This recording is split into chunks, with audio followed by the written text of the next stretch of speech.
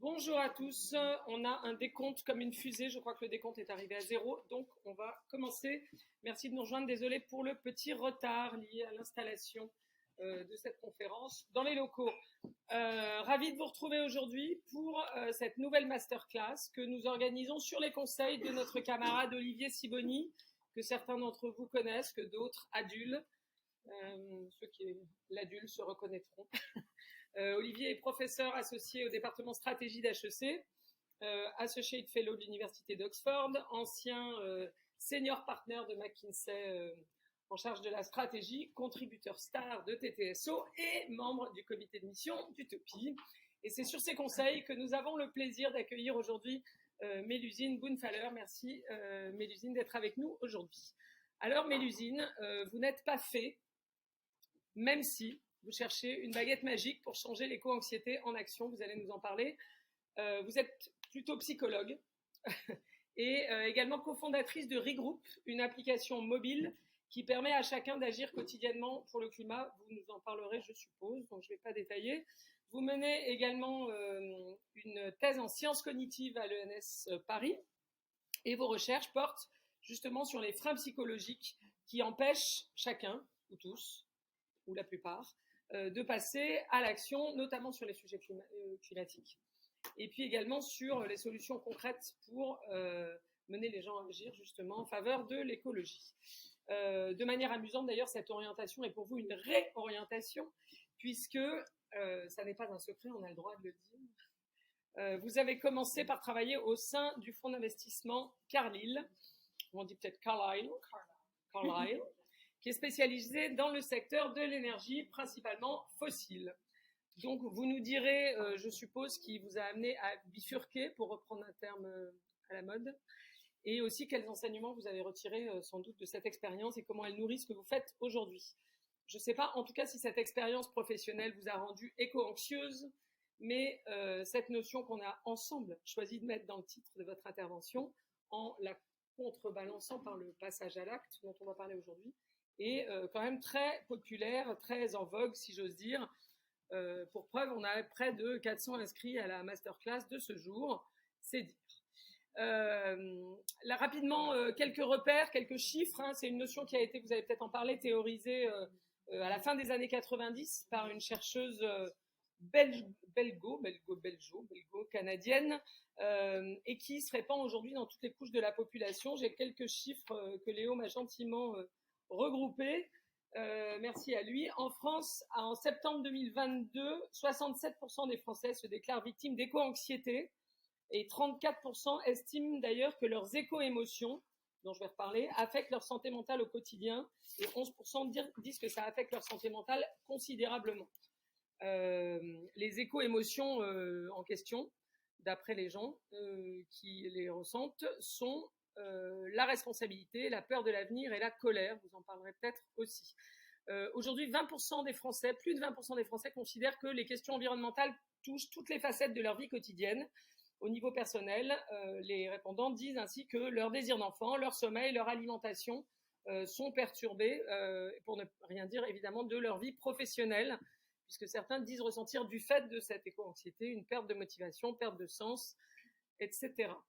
Chez les jeunes, c'est pas beaucoup mieux. 70%, on a beaucoup parlé de l'étude de Lancet l'an dernier, 70% des jeunes en moyenne se disent extrêmement inquiets ou très inquiets. Et le chiffre est encore plus élevé d'ailleurs dans les pays du Sud qui ressentent davantage que nous les effets négatifs du changement climatique. Aux Philippines, 84% des jeunes se disent extrêmement ou très inquiets, 78% en Inde, 77% au Brésil. Et on voit arriver partout, mais aussi chez nous d'ailleurs, la vague du survivalisme qui a même maintenant son salon à Paris, je le dis pour ceux que ça intéresse. Donc vous pouvez, avec Laure Nouala, que j'inviterai à parler une autre fois, aller faire des stages de survie en forêt pour être prêt en cas d'effondrement. Enfin, vous pouvez si vous voulez. Avant de donner la parole à Mélusine, je voulais vous raconter une histoire que j'ai lue hier soir, de manière fortuite, en préparant cette conférence, ou juste avant, après une conférence, justement, qu'elle avait donnée. Une autrice, dit-on maintenant, de science-fiction américaine et même afro-américaine, qui s'appelle Octavia Butler, enfin qui s'appelait Octavia Butler, la pauvre, parce qu'elle est morte prématurément, ceci n'ayant rien à voir avec l'histoire d'ailleurs. Bref, à la fin d'une conférence, elle s'est fait interpeller par un de ses lecteurs qui lui a dit « Mais comment vous faites pour imaginer ces dystopies qu'on trouve dans vos livres ?» Et elle a dit « Mais je n'invente aucun des problèmes que je raconte, je ne fais que regarder autour de moi, regarder notamment les problèmes qu'on néglige de traiter, et ensuite, je leur laisse à peu près 30 ans où j'imagine ce qui va se passer 30 ans plus tard, quand ces problèmes micro dont on ne s'occupe pas seront devenus de vrais désastres. » Alors, le jeune homme dans la salle lui a dit « Mais alors, quelle est la solution ?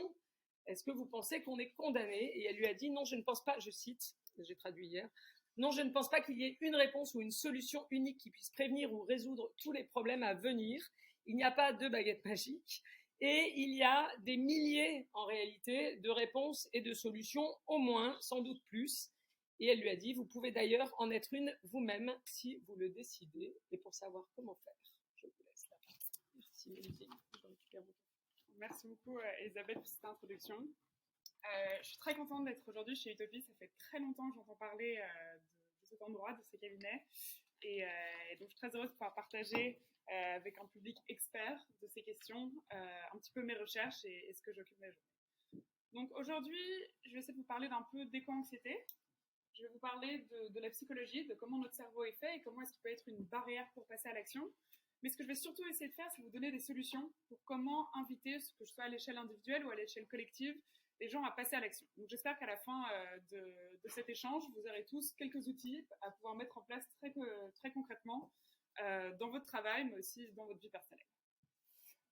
Donc je n'ai pas besoin de me représenter, mais en 2 mots, donc effectivement, moi j'ai commencé ma carrière, j'avais étudié l'économie et la finance, et j'ai commencé à New York dans un fonds d'investissement dans le pétrole et le gaz. On était spécialisé dans le gaz et le pétrole de schiste au Texas. Et donc, j'ai eu la joie d'aller à la plus grosse conférence de pétrole et gaz aux États-Unis. Tout le monde avait un chapeau de cow-boy et des bottes de cow-boy. C'était complètement lunaire. Et bon, je savais très bien ce que je faisais en allant là-dedans. Je voulais vraiment essayer de comprendre l'industrie du pétrole et du gaz. Et je pense qu'une des leçons qui était vraiment importante pour moi, c'est de se dire qu'on n'a pas besoin de mauvaises personnes pour avoir des systèmes qui sont mauvais. Tout le monde n'était pas des grands méchants qui voulaient voir la planète brûler, c'était tous des personnes, enfin mes collègues étaient fantastiques, hyper sympas, concernés par plein de choses, et pourtant, tous les jours, ils investissaient beaucoup d'argent dans l'extraction du pétrole et du gaz. Et donc toutes ces questions m'ont poussé à me dire, mais comment est-ce qu'on peut comprendre ce système ? Quels sont les problèmes, que ce soit au niveau structurel et au niveau individuel, au niveau psychologique, qui nous empêchent de passer à l'action ?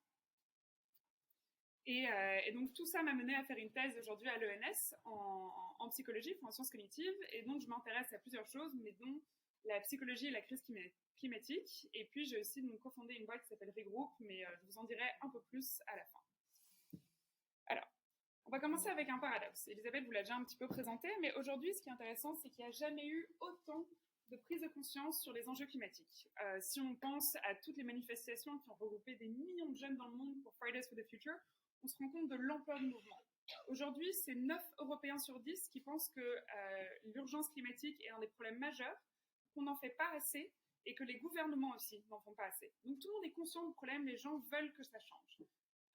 Évidemment, tout ça se traduit aussi par énormément d'éco-anxiété. Donc il faut tous prendre un moment pour lire cette question, cette phrase « Je suis inquiète que le changement climatique menace les gens et la planète ». Et vous pouvez vous dire, est-ce que vous n'êtes pas du tout, un peu, modérément, très inquiète ou extrêmement inquiète ? Bien, donc Elisabeth en a parlé tout à l'heure. Cette question a été posée à des milliers de jeunes partout dans le monde, entre 16 et 25 ans, dans 10 pays différents. Et si on regarde les résultats à juste cette question et une autre question, si vous regardez tout au-dessus, on a les résultats pour tous les pays confondus. Et ce qu'on voit en bleu, c'est que 45% des jeunes, entre 16 et 25 ans dans ces pays, trouvent que leur éco-anxiété ont un impact sur leur vie quotidienne. Donc un impact, comme on l'a dit, sur leur capacité à pouvoir travailler, sur leur sommeil, sur leurs angoisses, etc. Ensuite, si on regarde la question à quel point êtes-vous anxieux pour la planète, eh bien on voit qu'à l'échelle mondiale, c'est plus de 50% qui sont soit très anxieux ou extrêmement anxieux. Et de nouveau, ce qui est intéressant, c'est que c'est vrai dans plein de pays. On n'est pas juste dans les pays dans les pays du Nord, etc. C'est vraiment aussi au Nigeria, Philippines, au Brésil, etc. Donc on a cet énorme problème d'éco-anxiété, de conscience des dommages pour la planète, au point qu'aujourd'hui il y a même des livres entiers qui sortent là-dessus, par exemple celui de Britt Way qui s'appelle Generation Dread, qui détaille évidemment cette génération qui est la génération qui a le plus conscience des enjeux environnementaux et dont la vie va être le plus impactée par la crise climatique. Et donc aujourd'hui, face à toute cette éco-anxiété, il y a de plus en plus d'études qui sortent en se disant, voilà, mais comment est-ce qu'on peut résoudre cette éco-anxiété? Alors, une des techniques en psychologie clinique assez classique, c'est d'essayer de recadrer, de réinterpréter son anxiété. De se dire, bon voilà, mon anxiété ou ma peur, ma colère, elle a une fonction, elle sert à me pousser à l'action ou me faire comprendre quelque chose, etc. Donc ça, c'est des choses qui ont déjà été appliquées, évidemment dans plein d'autres contextes, mais notamment pour l'éco-anxiété.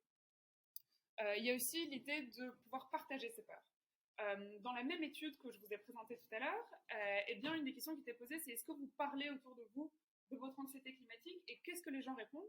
Et plus de la moitié des personnes qui en parlent autour d'eux disent que souvent, on leur dit « Ah, mais c'est pas grave » ou on ne les prend pas au sérieux quand ils parlent d'éco-anxiété. Et donc, une des choses pour résoudre son éco-anxiété, pour essayer d'y pallier, c'est de rejoindre des groupes comme Carbon Conversations ou The Work That Reconnects, j'en ai pas trouvé en France, mais qui sont des alliances où on va faire des espèces de groupes de parole où chacun peut parler de ses angoisses, de ce qu'il ressent, etc. Et ça va permettre d'un peu alléger cette anxiété. Mais ce qui est intéressant, c'est que l'anxiété climatique, par rapport à d'autres anxiétés, comme l'anxiété sociale, etc., c'est que souvent, c'est une peur qui est justifiée. C'est pas quand on a extrêmement peur d'une situation et qu'on doit essayer de comprendre qu'en fait, elle n'est pas vraiment grave. L'anxiété climatique, si vous allez chez le psy, il ne peut pas vous dire bah non, ça va aller. Parce que ça ne va pas aller. Enfin, on le sait, on sait qu'il y a un vrai problème climatique. Et donc, c'est ce qu'on appelle une peur pragmatique. C'est une peur qui est censée nous pousser à l'action parce qu'elle fait face à un problème qui, lui, est très réel. Et donc, face à une peur pragmatique, qu'est-ce qu'on peut faire? Eh bien, on peut passer à l'action. Et donc, certaines études montrent que passer à l'action à l'échelle individuelle, par exemple, voilà, réduire son empreinte carbone en adoptant un régime végétarien, eh bien, ça peut nous aider à nous sentir un petit peu mieux. Ou alors, on peut passer à l'action à l'échelle plus collective, à l'échelle plus systémique, et ça peut aussi nous aider à aller mieux. Donc, on a d'une part cette éco-anxiété, on sait qu'elle est réelle, qu'elle est justifiée, entre guillemets, et on sait qu'il faut passer à l'action pour pallier à cette éco-anxiété. Et on a toute cette conscience climatique. Et pourtant, malgré cette situation, on n'a jamais atteint autant de conscience climatique dans le monde. Plus dans l'ordinateur. Eh bien, on a encore des projets comme celui-ci, le projet EACOP, le East African Crude Oil Pipeline, qui sera le plus long pipeline chauffé au monde s'il est construit. C'est à peu près la distance entre Paris et Lisbonne, de pipeline chauffé en Afrique pour extraire le pétrole d'Ouganda et l'amener jusque dans l'océan Indien. Et voilà, ça c'est en train de se passer en ce moment. On peut aussi regarder aux ventes de SUV. On voit qu'entre 2017 et 2023, les ventes on attend à ce qu'elles doublent. Et ça, c'est juste parce qu'on aime bien conduire des grosses voitures. Hein. C'est pas forcément mieux de conduire un SUV. Et si on prenait tous les SUV dans le monde et qu'on en faisait un pays et qu'on mesurait les émissions de carbone de ces SUV, ben ce serait autant d'émissions de carbone que le Royaume-Uni et les Pays-Bas réunis. Juste parce qu'on aime des grosses voitures un peu lourdes. Donc c'est que les SUV, c'est même pas les autres voitures. Et donc avec tout ça, on se dit, bon, mais pourquoi est-ce qu'on n'arrive pas à changer? Qu'est-ce qui se passe? Qu'est-ce qui nous empêche de faire changer la situation? Et ici, c'est quelque chose que Greta Thunberg avait partagé il y a quelques années au One Planet Summit et qui, je trouve, résume assez bien la situation. Au début, on a la question qui veut du changement? Et tout le monde veut du changement. Qui veut changer? Là, c'est un petit peu plus compliqué. Et alors, qui veut leader ce changement? Eh bien, il n'y a plus personne pour le faire. Et donc, on se retrouve un peu dans cette situation où on a d'une part toute cette envie de changer, et de l'autre côté, cette envie ne se traduit pas par des actions. Et donc, on peut se poser la question, pourquoi n'agissons-nous pas pour le climat? Pourquoi est-ce qu'on ne résout pas la crise climatique? Et en psychologie, on a ce concept qui s'appelle le Intention to Action Gap. Ici, vous pouvez vous imaginer, on est le 1er janvier et vous venez de prendre tout un tas de bonnes résolutions. Je vais faire du sport, je vais moins boire, je vais arriver à l'heure, etc. Et puis, le temps passe et là, les actions qu'on a mises en place, c'est pas tout à fait ça. Et il y a un fossé qui se creuse entre nos intentions et nos actions. Bien, on a un peu la même chose aujourd'hui pour la crise climatique, c'est que les intentions, pour la grande majeure partie des gens, elles sont là. On a conscience du problème, on veut que la situation évolue. Et puis, on a les actions, et il y a un énorme fossé entre les deux. Et donc là, je vous demande à vous, que pensez-vous peuvent être des facteurs qui font qu'il y a un fossé entre nos intentions et nos actions? quelles sont un peu les excuses qu'on a pour ne pas passer à l'action?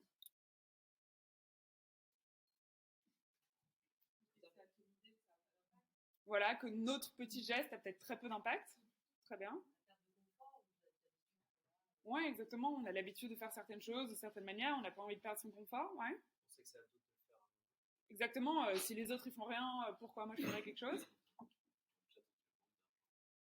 Le manque d'argent, oui, évidemment. Parfois, il y a certaines solutions qui peuvent être plus chères. Le mimétisme social. Oui, mimétisme social.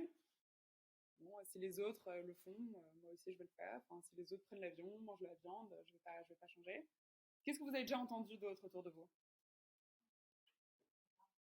C'est trop tard. Ouais, un peu d'effectisme, ça sert à rien, c'est trop tard, effectivement. Je ne sais pas par où commencer. Il y a tellement de choses, je ne sais pas ce qu'il y a de l'impact, je ne sais pas quels sont les bons gestes, forcément, ouais, problème d'information. Moi, j'aime bien le c'est pas moi, c'est les grosses entreprises, ou c'est pas moi, c'est les gouvernements. Voilà, on se donne tous la patate chaude. La peur? Ouais, peur, pas savoir. Voilà, donc tout ça, tous ces facteurs peuvent être des freins au passage à l'action. Donc, par exemple, voilà, l'effort est trop important, on n'a pas envie d'avoir une perte de confort. L'impact n'est pas connu, on ne sait pas forcément voilà, quelles sont les bonnes actions à faire, quelles sont les échelles de grandeur. Si les autres n'agissent pas, eh bien, on n'a pas forcément envie de nous passer à l'action. Et il n'y a pas forcément de gain personnel. Si je change drastiquement mon style de vie, je ne vais pas protéger mon microclimat à moi. Ça va être des gains qui vont être partagés par tout le monde. Et donc ça peut être un peu démotivant. Et bien sûr, il y a des barrières structurelles. Il y a des barrières de prix, il y a des barrières technologiques, etc. Mais aujourd'hui, on va essayer de s'intéresser vraiment au côté du comportement du cerveau et de se dire comment est-ce qu'on peut comprendre quelles sont ces barrières psychologiques et quelles solutions est-ce qu'on peut mettre en place. Donc, je vais vous parler de 6 mécanismes psychologiques qui sont très importants pour la crise climatique. Voilà, donc 6 freins psychologiques. Et pour vous donner un petit peu de contexte sur ma recherche, sur l'approche que j'ai, donc moi je m'inscris dans la psychologie de l'évolution. Donc je m'intéresse à comment est-ce que nous, tous, Homo sapiens, on a passé des millions d'années sur Terre à évoluer. Et donc tout ce qui est dans notre cerveau, il a été façonné par la sélection naturelle pour répondre à certains besoins, résoudre certains problèmes. Donc une des premières choses que notre cerveau sait très bien faire, c'est comprendre de l'information. Voilà, notre cerveau est en permanence en train de détecter de l'information, de comprendre ce qui se passe autour de lui, mais on est très très bon à détecter certains types d'informations et puis très très mauvais à comprendre d'autres types d'informations. Vous pouvez penser au fait qu'il y a certaines choses, personne n'a dû vous apprendre à marcher. Enfin, on n'a pas dû vous expliquer c'est un pied et puis c'est l'autre pied, etc. C'était assez intuitif. Par contre, prendre une dérivée, faire une intégrale, tout ça, ça demandait beaucoup d'heures avant que vous compreniez comment le faire. Et ça, c'est parce que notre cerveau, il est câblé pour faire certaines choses très naturellement, très facilement, et d'autres qui sont un peu plus compliquées. Et pour vous en convaincre, par exemple, sur les nombres, vous pouvez regarder ici, vous pouvez me dire de quel côté est-ce qu'il y a plus de points entre ces deux cercles. C'est pas un piège. Gauche. Voilà, gauche, c'est très évident pour tout le monde. Sinon, je m'inquiète pour vous. Ok, maintenant, même question. Droite. Voilà, normalement, c'est assez visible, mais c'est un tout petit peu plus dur dans le second cas. Ça prend peut-être quelques secondes de plus avant de se rendre compte que voilà, c'est le rond de droite qui a plus de points. Et pourtant, ce qui est intéressant ici, c'est que dans ce cas-là, celui de gauche, il a 9 points de plus, et dans ce cas-là, celui de droite, il a aussi 9 points de plus. Donc c'est les mêmes différences de quantité, mais notre cerveau, en fait, plus les quantités sont grandes, moins on est sensible à des différences.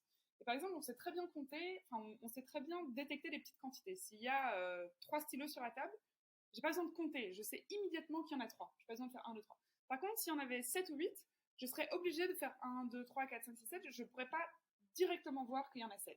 Donc il y a des quantités qui sont plus ou moins faciles. Et plus les chiffres sont élevés, plus en fait dans notre cerveau, ce qui se passe, c'est juste beaucoup. Donc si je vous dis 1 million de tonnes de carbone, dans votre cerveau, il y a écrit beaucoup de carbone. Et si je vous dis 1 milliard de tonnes de carbone, vous allez aussi avoir beaucoup de tonnes de carbone. Et en fait, se représenter ces ordres de grandeur, qu'en fait 1 milliard, c'est 1000 fois plus que 1 million, c'est énorme 1000 fois plus, et bien dans notre cerveau, c'est juste beaucoup et puis beaucoup, beaucoup. Et pourquoi est-ce que c'est un problème pour la crise climatique? Mais ça, c'est par exemple le rapport du GIEC en bref. Et on peut voir que dans tous ces chiffres, le changement climatique est un problème énorme, très complexe, avec beaucoup de changements, beaucoup de probabilités, de scénarios différents, de quantités, etc. Et c'est pas quelque chose qui est forcément très facile à faire pour tout le monde. C'est pas quelque chose qui est facile à comprendre. et encore moins, une fois qu'on l'a compris, à mémoriser. Voilà, quels sont l'impact de différentes choses, quels sont les différents scénarios, etc. C'est très compliqué. Il y a beaucoup d'informations à retenir, beaucoup d'informations à digérer. Et donc, qu'est-ce qu'on peut faire dans ce genre de cas? Comment est-ce qu'on peut rendre plus accessible, plus compréhensible cette information, et puis aussi faire en sorte qu'on peut la mémoriser? Parce que si on se rappelle pas de quelque chose, c'est dur d'agir sur quelque chose dont on ne se souvient pas. Eh bien, on peut penser à mettre en place des solutions comme ceci, où on essaye de simplifier l'information. Vous avez peut-être vu une autre version qui est par exemple le Nutri-Score, donc ça c'est dans un autre domaine, où voilà, quand vous faites des courses, eh bien il y a plein d'informations différentes sur des produits. Vous voulez acheter une boîte de céréales, eh bien il faut comparer les colorants, le sucre, etc. C'est des informations qui est assez compliquées, il y a trop de choses à mettre en place. Et donc le Nutri-Score, ça a été une manière de répondre à ça en disant on va agréger toute cette information en un seul score, et en une seule dimension qui va de A très bien à E moins bien, avec un code couleur, etc., qui peut nous aider, qui peut être un aide à la décision pour rendre ça plus facile. Et évidemment, ici, pour laisser le plus de liberté aux consommateurs, eh bien, on laisse quand même tout le reste de l'information si on veut aller plus loin, mais on essaie de simplifier cette information. Et donc, des chercheurs se sont intéressés à se dire est-ce qu'on peut faire la même chose dans le cadre de l'empreinte carbone? Et dans un supermarché, ils ont mis en place un code couleur, un système d'évaluation des produits avec 3 types d'empreintes, une empreinte bas carbone en vert, moyenne en jaune et haute en noir. Et ils ont mesuré quelle était la vente des différents produits avec ces empreintes avant et après la mise en place de ceci. Et évidemment, ce qu'ils ont trouvé, c'est qu'il y avait plus de produits avec l'empreinte vert qui étaient achetés et moins de produits avec l'empreinte noire qui étaient achetés. Les effets étaient assez petits, étaient de l'ordre de quelques pourcentages, mais ce qu'ils ont remarqué, c'est que lorsqu'on était avec 2 produits à prix égal, eh bien, celui avec l'empreinte écologique verte, elle est presque toujours favorisée. Et donc, évidemment, on fait pas que attention à l'empreinte écologique quand on achète quelque chose, on fait aussi attention au prix, etc. Mais à prix égal, si on rend cette information très accessible, eh bien, on peut aider les gens à prendre la décision plus facilement. Voilà. Un autre problème avec le réchauffement climatique aussi, c'est que souvent, il y a une chaîne de causalité qui est très longue entre une action et puis sa conséquence pour l'environnement. Si je mange un steak, je vais pas tout de suite voir des petites bulles de carbone qui vont aller dans l'air et je vais pas tout de suite comprendre mon impact sur quelque chose. Et en plus, c'est du carbone qui va dans l'air, qui ensuite réchauffe l'atmosphère, etc. C'est assez dur de se représenter toute la chaîne causale. Et donc, évidemment, quand on se représente pas toutes les conséquences de nos actions, c'est plus dur de s'en rendre compte. Et donc, l'idée ici, c'est d'essayer de faciliter cela en liant un geste à ses conséquences de la manière la plus simple et la plus rapide possible. Évidemment, c'est juste un exemple, c'est pas grâce à ça qu'on va résoudre le changement climatique, c'est un peu anecdotique ce genre de design, mais c'est pour vous inviter à penser à comment mettre en place des outils pour comprendre les conséquences de différentes actions le plus rapidement, le plus facilement possible. Un autre enjeu qui est important, c'est le fait que l'information, on la trouve plus importante lorsqu'elle est locale. On s'intéresse généralement plus à ce qui est directement autour de nous que quelque chose qui est très distant, qui est très lointain et qui ne nous concerne pas. Et évidemment, il y a beaucoup des impacts du réchauffement climatique qui sont assez distants, qui sont pas tout à fait, qui ne nous concernent pas directement, et où on a du mal à se représenter comment ça pourrait nous affecter nous. Et donc l'idée ici, c'est d'aider les individus à se représenter cette information. Par exemple ici, voilà, c'est un peu gadget, mais c'est une bouche d'égout qui dit voilà, la mer commence ici pour qu'on se rende compte, mais quand on jette des déchets par terre, eh bien, ils doivent bien finir quelque part, par exemple dans la mer. Et donc ça permet de, voilà, cette chose un peu abstraite qui est la mer très lointaine, de la rendre plus concrète, plus proche.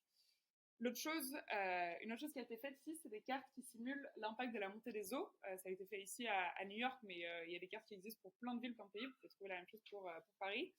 Et qui, voilà, en fonction des différents scénarios de réduction des émissions de carbone, permettent d'indiquer voilà, quelles zones dans la ville seront sous les eaux ou pas, il me semble que c'est en 2100.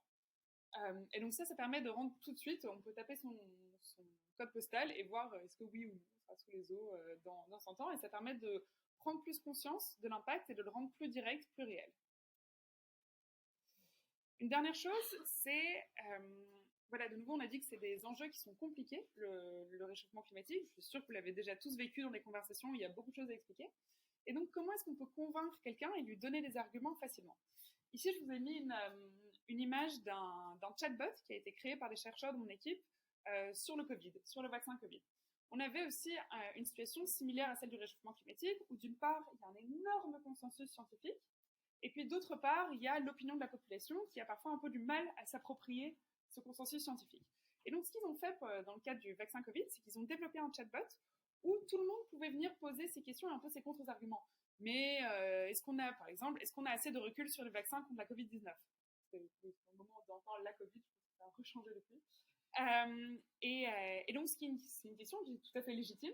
Et donc ici, à chaque fois, le chatbot permettait de produire les réponses avec voilà, les dernières évidences scientifiques, pourquoi est-ce que le processus a été autant accéléré pour le vaccin contre le Covid, etc.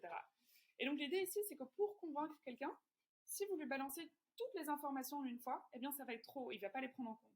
Ce qui est important, c'est d'avoir un échange, une sorte de ping-pong, à chaque argument que la personne va produire, pouvoir lui produire un contre-argument en essayant de prendre en compte voilà, quelles sont les questions spécifiques à cet individu.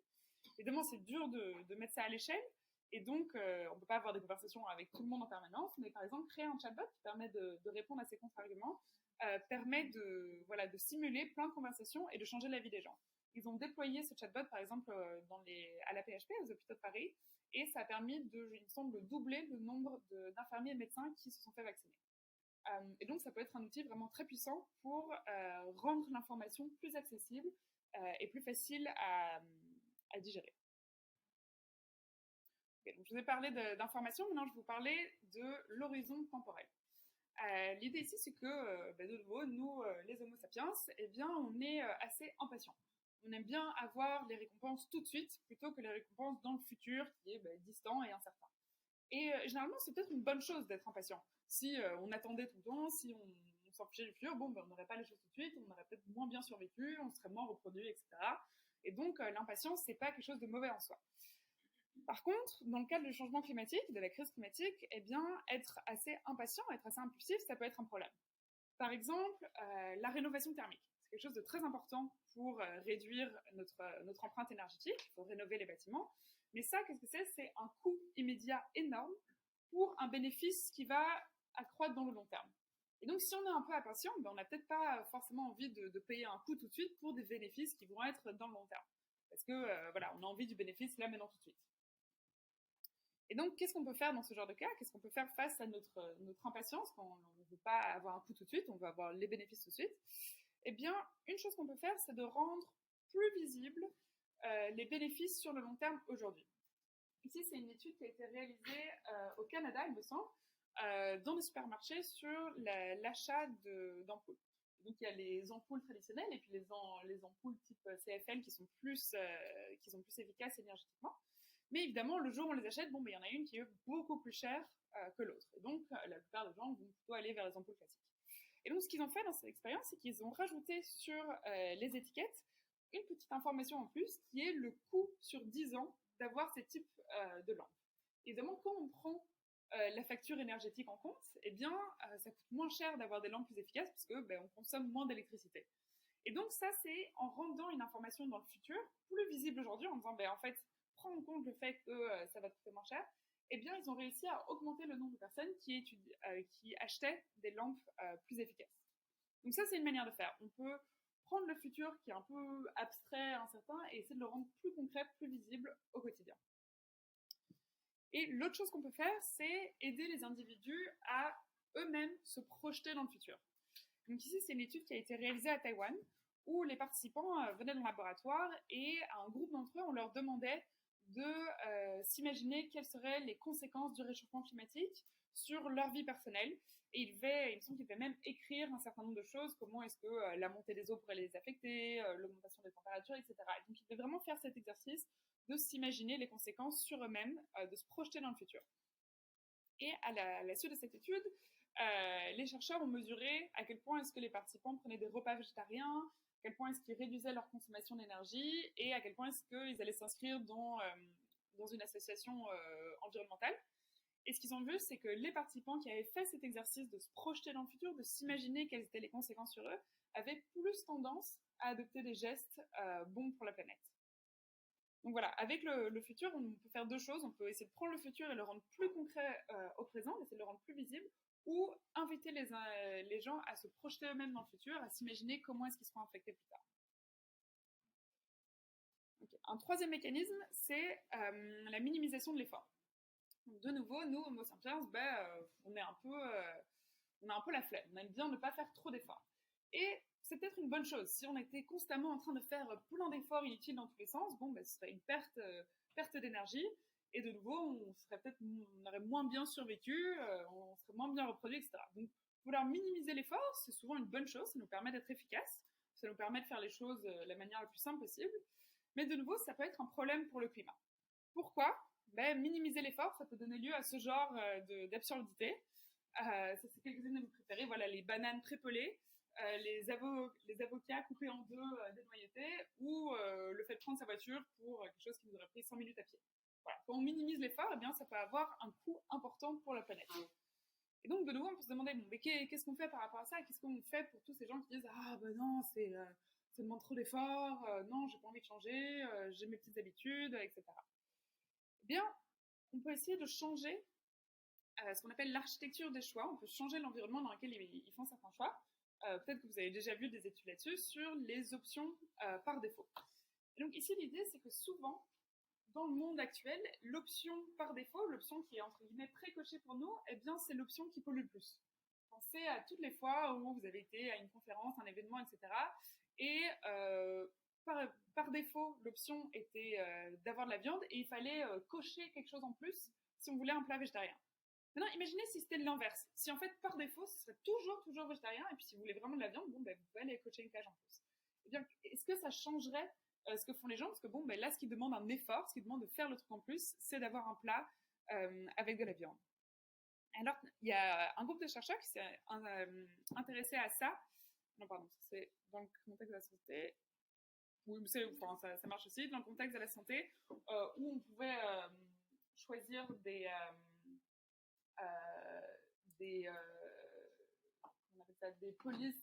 politiques d'assurance, et en fonction de l'option par défaut, les gens allaient beaucoup plus s'inscrire pour contribuer à leur retraite, à leur assurance santé, tandis que si par défaut, on n'était pas inscrit dans une politique d'assurance, personne n'allait faire l'effort de s'inscrire.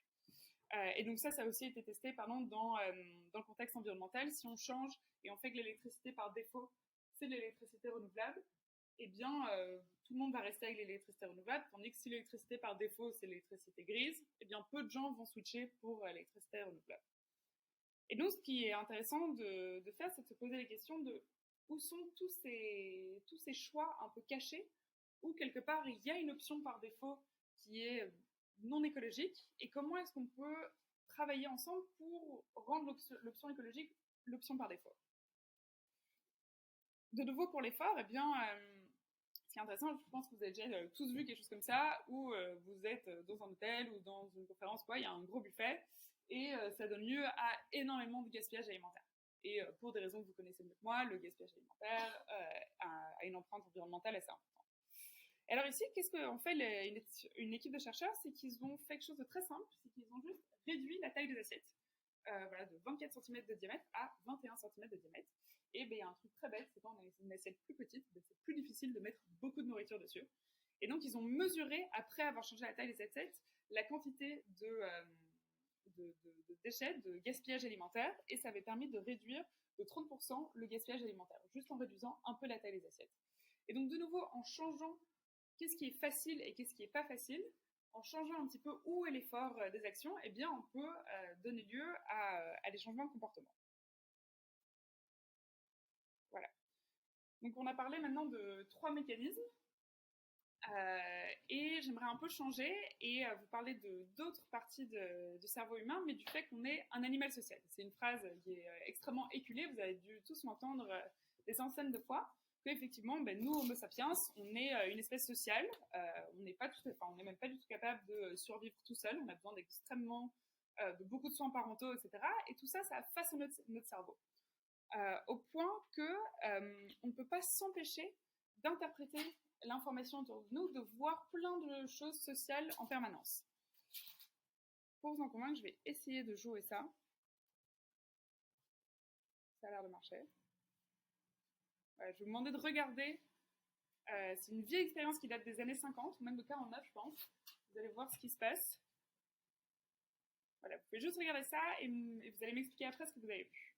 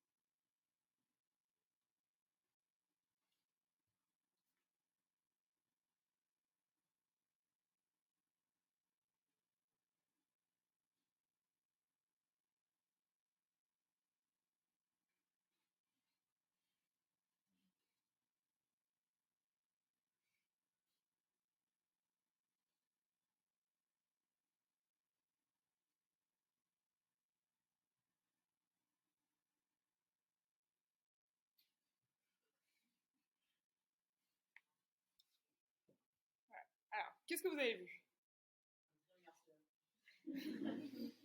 Voilà, il s'est passé quelque chose. Enfin, clairement, vous avez tous rigolé, donc vous avez tous vu quelque chose. Est-ce que quelqu'un peut un peu raconter ce qu'il a vu à l'image? Il n'y a pas de bonne ou mauvaise réponse, je vous rassure.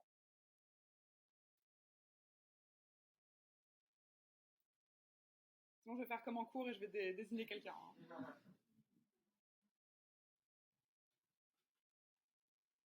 Allez.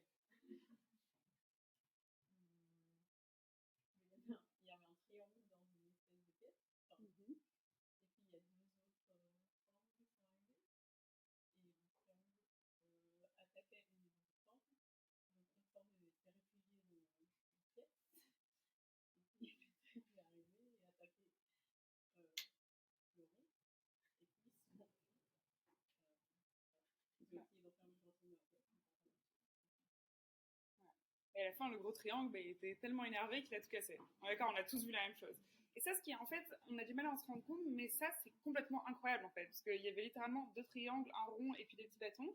Et nous, notre cerveau, il a collé toute une histoire à ça. Il a interprété tous ces comportements en disant, voilà, il y en a deux qui étaient amis, c'était une collision, il y en a un qui était l'ennemi, qui essayait d'harceler l'autre, l'autre est venu l'aider, ensuite, il a eu peur de l'autre. Enfin, c'est une tonne de sens social qu'on attribue à juste des petits objets et qu'on ne peut pas s'empêcher de faire. Une autre manière de vous convaincre qu'on a un cerveau social, c'est de vous montrer cette image. Margaret Thatcher, et peut-être que là vous vous disiez, ouais, l'image de gauche, il y a un truc un peu bizarre, mais je ne sais pas très bien. Non, si je vous montre exactement la même chose à l'endroit, voilà, ça saute aux yeux. Ses yeux et sa bouche ont été inversés.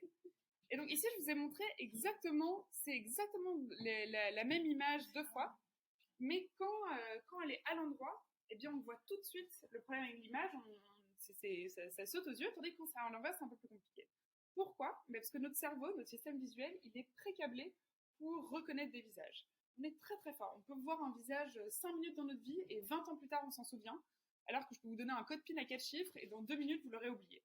Et ça, c'est parce que notre système visuel, notre mémoire, elle est faite pour voir des visages, pour comprendre même un visage qui a vieilli, qui est différent, on peut quand même le reconnaître. Mais par contre, on est très bon pour les visages à l'endroit. Depuis 3 millions d'années, on voit surtout des visages à l'endroit. On ne voit pas beaucoup de visages à l'envers. Et donc, dès que c'est à l'envers, un visage, c'est beaucoup plus difficile à comprendre. Et vous pourrez faire le test, par exemple, de mettre plein de photos de vos amis à l'envers et d'essayer de mieux comprendre qui est qui, de reconnaître les gens, mais c'est beaucoup plus compliqué.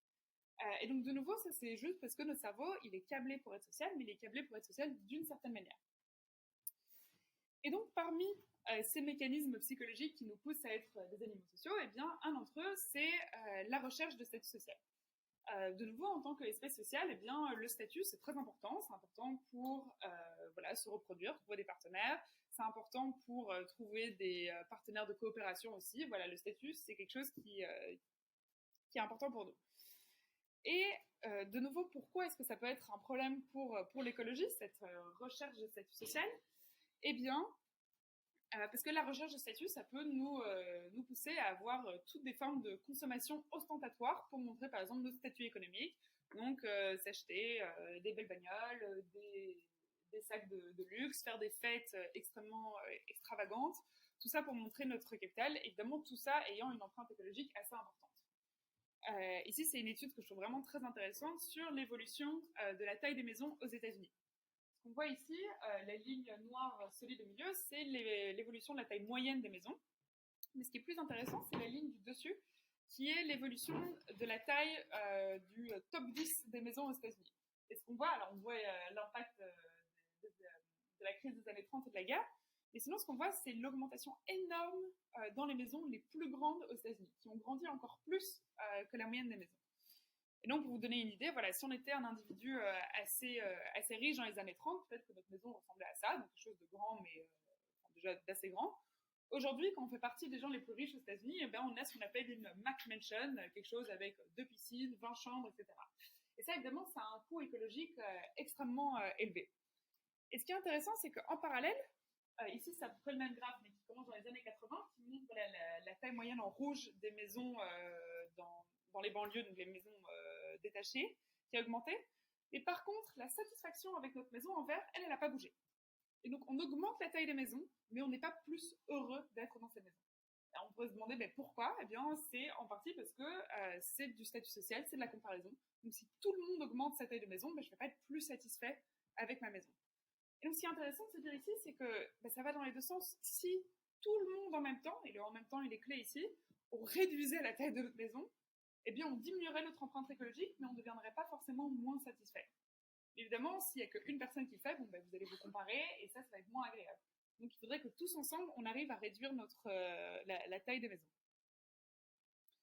Une chose qu'on peut faire pour essayer de résoudre ce conflit entre notre recherche de statut social et notre conscience environnementale, c'est de donner l'opportunité aux personnes de montrer que ce qu'ils font pour l'environnement, ils le font pour des bonnes raisons ou pour quelque chose sans que ça puisse nuire à leur image.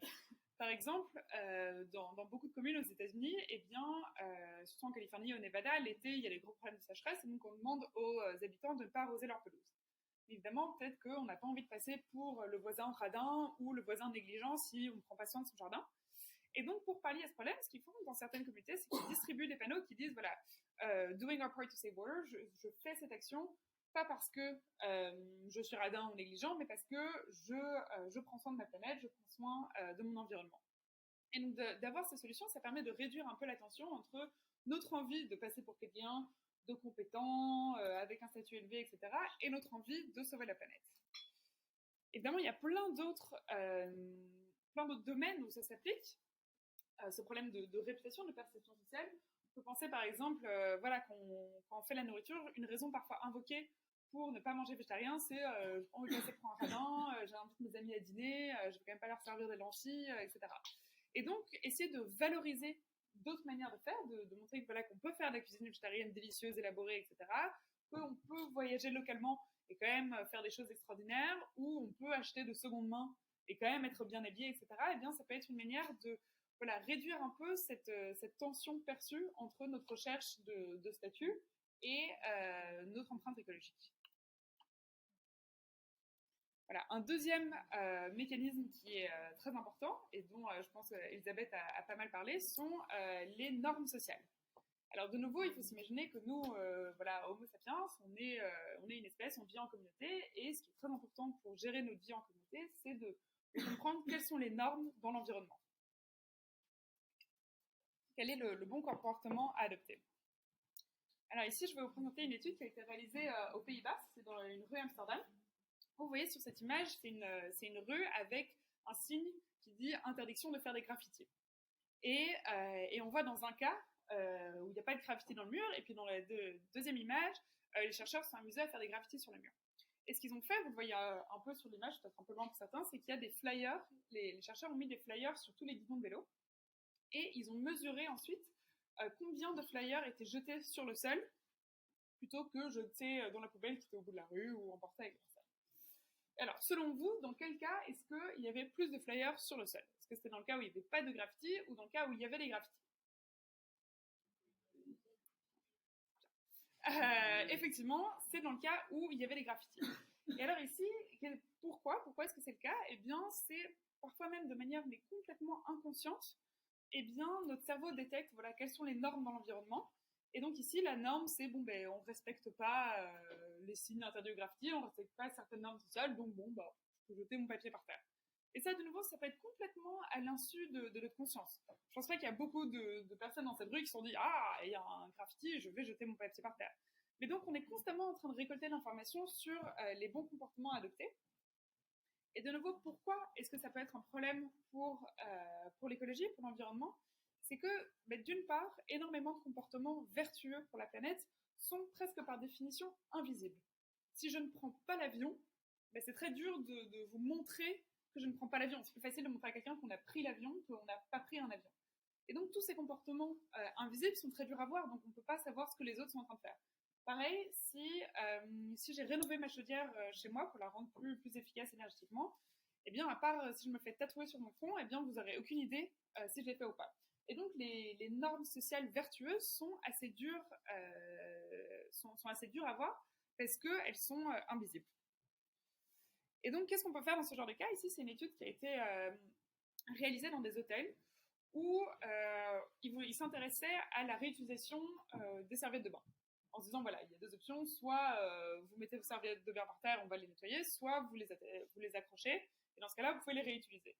Et ici, ce qu'ils ont fait, c'est qu'il y avait deux conditions. Dans un cas, il y avait juste un petit écriteau qui disait, voilà, please reuse the towels, help serve the environment, etc., qui expliquait un peu pourquoi est-ce qu'on pourrait réutiliser. Et dans l'autre condition, ils avaient exactement le même signe, sauf qu'en plus, les chercheurs avaient écrit 70% des clients de cet hôtel réutilisent leurs serviettes. Et donc, de nouveau, c'est pas une information qu'on peut avoir, à moins d'aller dans la chambre de tout le monde et voir, ou leur demander s'ils ont réutilisé leurs serviettes. Mais en rendant cette information plus visible, eh bien, ils ont réussi à augmenter le nombre de personnes qui réutilisaient la serviette. Et donc voilà, d'appliquer une espèce de norme sociale, comme on a tendance à se conformer à ce que font les autres, et pour de bonnes raisons. Souvent, les gens, ils font des choses pour de bonnes raisons, donc c'est assez normal de faire la même chose qu'eux. Eh bien voilà, on va se conformer à cette norme sociale. Et ici, vous me direz, qu'est-ce qu'on fait dans le cas où la norme sociale, elle, n'est pas encore vertueuse? Il y a beaucoup de choses où je ne peux pas dire 70% des gens ont arrêté de manger de la viande. Je ne peux pas dire, voilà, 70% des gens ne font aucun trajet de voiture, etc. Donc, qu'est-ce qu'on peut faire quand la norme sociale, la norme positive, n'est pas encore dominante? Eh bien là, ce sont des chercheurs de l'université de Stanford qui sont intéressés à ce qu'on appelle la norme dynamique. Donc, ce qu'ils ont fait dans ce café sur l'université, ils ont donné de l'information aux gens sur les repas végétariens. Et dans un cas, ils leur disaient, voilà, aujourd'hui, 30% des personnes autour de vous ou dans votre état réduisent leur consommation de viande. Et dans un autre cas, c'était la même chose, sauf qu'ils ont dit, ces 5 dernières années, et 30% des gens ont commencé à réduire leur consommation de viande. Donc, c'est les mêmes chiffres, mais dans un cas, c'est juste la norme, et dans l'autre cas, c'est une norme dynamique. Donc, on dit, voilà, il y a 30% de gens qui ont fait ce changement récemment. Et dans le cas où la norme était dynamique, dans le cas où ils parlaient d'un changement de comportement, eh bien, beaucoup plus de personnes ont eux-mêmes commandé un plat végétarien qu'ils ont pu mesurer par la suite à l'insu des personnes dans ce café. Et donc l'idée ici, c'est que quand il n'y a pas encore de normes positives en place, quand les gens n'ont pas encore adopté le comportement vertueux, eh bien, on peut communiquer sur la dynamique de changement. On peut dire, voilà, le nombre de personnes qui achètent des vêtements de seconde main a doublé ces 2 dernières années. Et ça, notre cerveau, quand il entend une norme dynamique, ben, il peut se dire deux choses. Un, c'est si d'autres ont changé leur comportement, ben, peut-être que moi aussi, je peux le changer. Ils ne sont pas nés végétariens, ils sont devenus végétariens, donc peut-être que moi aussi, je peux changer. Et l'autre chose, c'est de se dire, bon, ben, il y a un mouvement qui se crée, je ne veux pas être laissé derrière, donc je vais essayer de le rejoindre. Donc, lorsque le comportement n'est pas encore normatif, on peut utiliser ces normes dynamiques. Et ici, donc, tout ce que je vous ai présenté, eh bien, ça met l'accent sur les normes sociales. Sur se dire, en fait, notre comportement, il est très important. Et ce qu'on fait, ce qu'on montre aux autres, eh bien, ça aura un impact. C'est pas juste notre empreinte carbone à nous, mais c'est aussi l'impact que j'ai sur leur comportement des autres, et donc l'empreinte carbone des autres que je peux influencer. Et donc, quelque part, quand on passe, par exemple, toute la problématique autour des jets privés, dont vous avez tous entendu parler, et on peut se dire, oui, effectivement, les jets privés, ça représente assez peu des émissions de carbone, par exemple, de la France. Il n'y a pas un jet privé toutes les 5 secondes dans le ciel. Donc voilà, c'est pas ça, même si on arrêtait tous les jets privés, on n'aurait pas réussi à arriver à 2 tonnes par individu. Par contre, c'est un signal fort de dire, ben voilà, il y a certaines personnes qui respectent pas du tout la norme et qui, eux, veulent un jet privé, et pour toutes les autres personnes, eh bien, ça a un coût de se dire, bon, ben si eux, ils veulent un jet privé, pourquoi est-ce que moi, je me priverais?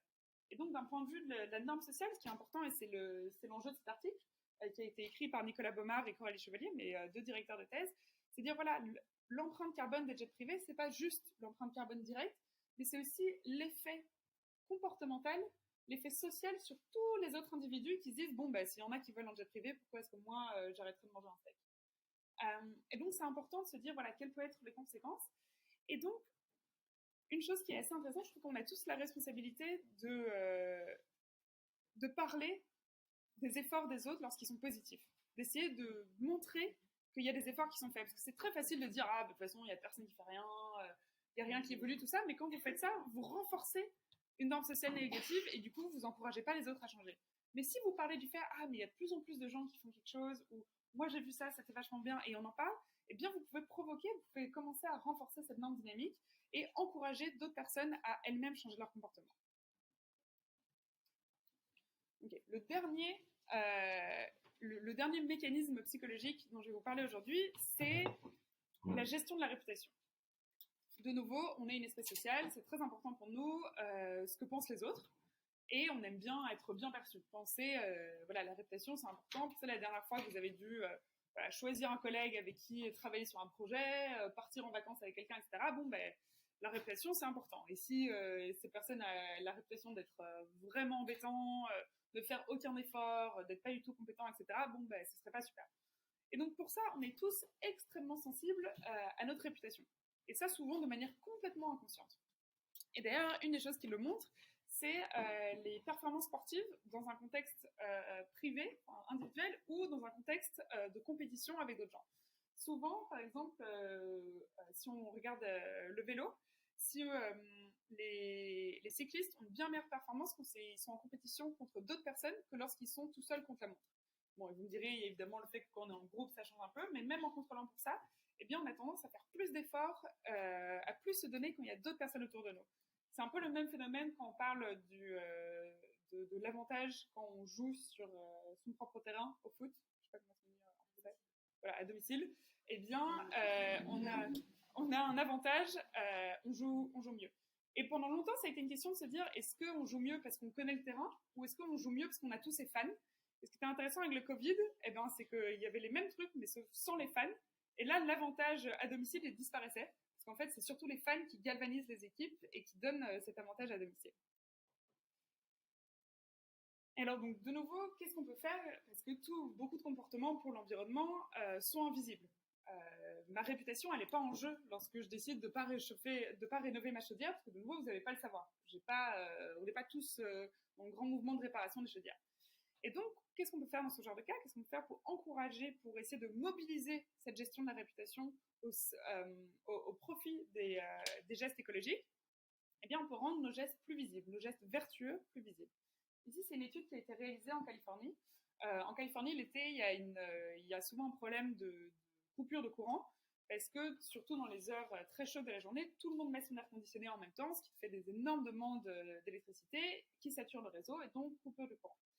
Et donc, il y a un certain nombre de programmes de réduction de ces coupures où on peut volontairement s'inscrire pour réduire sa consommation énergétique à certains moments de la journée, etc. Et ici, ce que les chercheurs ont fait, c'est qu'ils ont testé deux manières de s'inscrire dans le programme. Une manière où on pouvait simplement remplir un formulaire puis le remettre dans une espèce de petite boîte ou une petite enveloppe.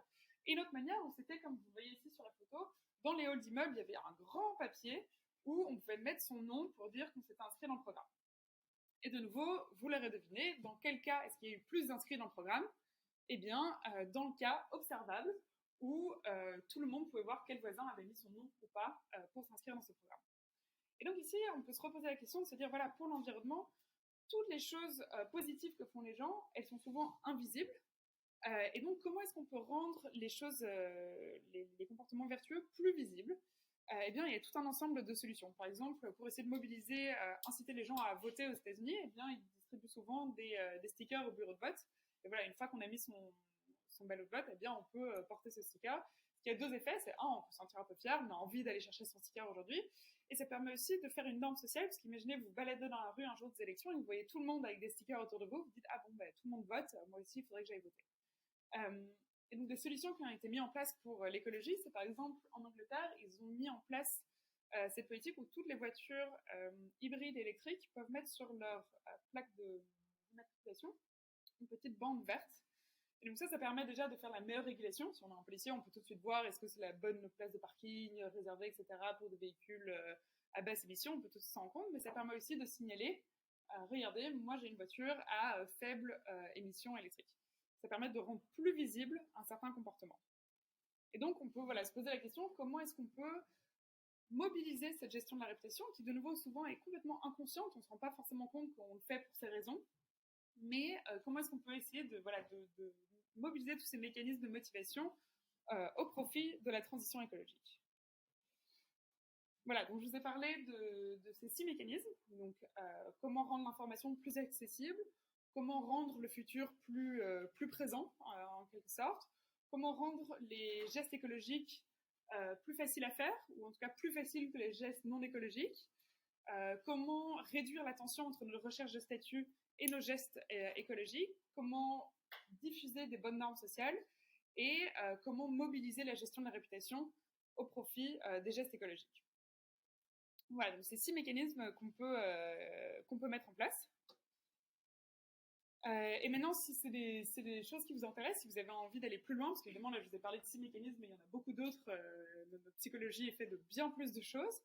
Et bien, si vous avez envie d'aller plus loin, je vous conseille beaucoup ce livre qui s'appelle Homo sapiens dans la cité, qui a été écrit par 2 chercheurs, Coralie Chevalier, ma directrice de thèse, et Mathieu Perrona, et qui explique comment utiliser la psychologie pour faire des meilleures politiques publiques. L'idée étant qu'il vaut mieux aller dans le sens de la nature humaine qu'aller contre la nature humaine. Donc, mieux on comprend la psychologie, mieux on peut faire des politiques publiques qui vont être acceptables, etc.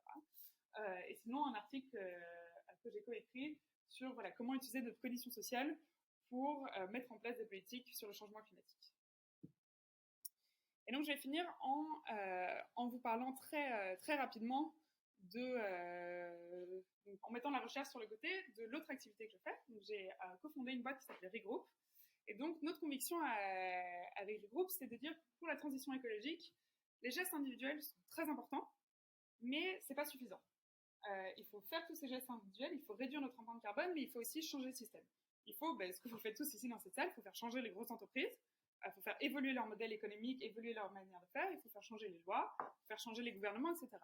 Évidemment, ce n'est pas forcément toujours facile de se dire comment est-ce qu'on fait changer une grosse entreprise, comment est-ce qu'on fait changer un pays, etc. Alors il y a toujours l'option d'aller jeter de la soupe quelque part, etc. Et pourquoi pas, mais c'est pas forcément accessible pour tout le monde, c'est pas forcément ce que les gens ont envie de faire. Et du coup, ce qu'on a fait, c'est qu'on a créé une application mobile qui s'appelle Regroup. Et donc, sur cette application, on fait des partenariats avec des grandes campagnes climatiques. Par exemple, en ce moment, on travaille avec la campagne Stop Hiccup, donc ce pipeline dont je vous ai parlé au début, et une grosse campagne internationale pour essayer d'arrêter la construction de ce pipeline.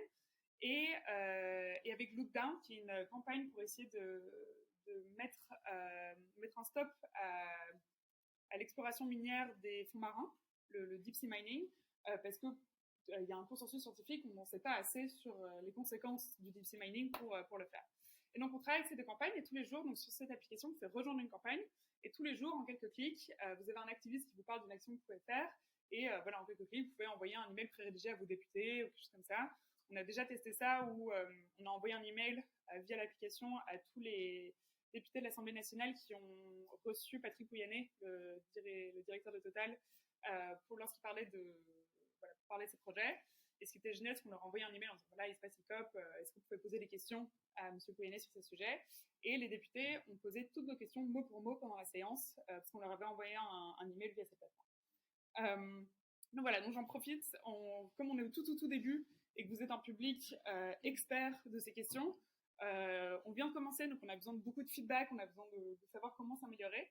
Et du coup, je fais une micro-page de pub, si je m'autorise, où vous pouvez télécharger l'application sur l'App Store, donc ça s'appelle Regroup avec 2 O. Et puis, vous pouvez utiliser le code Utopie. Pour le moment, l'application est encore fermée, donc il faut un code pour accéder à toutes les fonctions. Et puis, vous pouvez, via ça, tester les choses et nous dire est-ce que ça marche bien, est-ce que ça marche pas, comment est-ce qu'on peut améliorer ceci. Et voilà, parce que l'idée, c'est donc de rendre le changement systémique plus accessible. Je vous laisse là encore un instant, mais donc peut-être pour conclure aujourd'hui, avant d'ouvrir sur d'autres questions, ce que j'aimerais dire, c'est donc on a commencé en parlant de la prise de conscience et de l'éco-anxiété. Et donc aujourd'hui, on sait que il y a énormément d'éco-anxiété dans le monde. Peut-être qu'ici, il y a plein de personnes qui régulièrement se sentent anxieuses. Ce qui est tout à fait, c'est pas une peur, c'est pas une phobie absurde, c'est une peur qui est justifiée, c'est une peur de nouveau pratique ou pragmatique. Et que donc pour résoudre cette éco-anxiété, pour essayer de faire évoluer les situations, d'agir sur cette prise de conscience, il faut passer à l'action. Et passer à l'action, c'est pas toujours facile. Il y a des barrières structurelles. Et il y a aussi des freins psychologiques, mais si on les comprend, que ce soit pour nous-mêmes et puis pour les autres avec qui on collabore, eh bien si on comprend bien ces freins psychologiques, on peut mettre en place des programmes pour faciliter ce passage à l'action.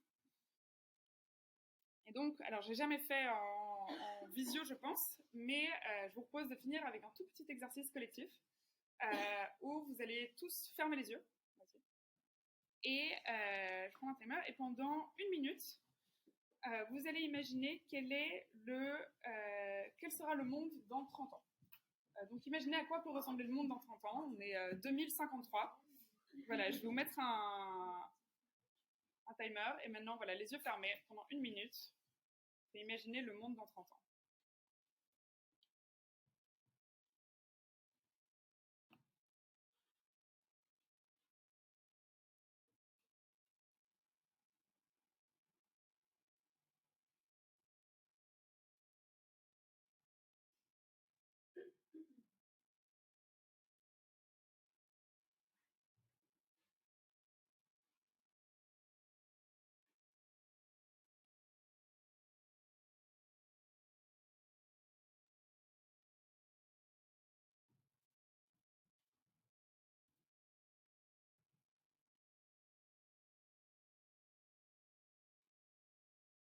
Ok, vous pouvez rouvrir les yeux. Et maintenant, je vais vous demander de faire presque la même chose.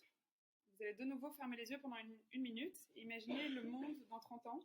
Et cette fois-ci, vous allez imaginer le meilleur des mondes possibles, selon vous.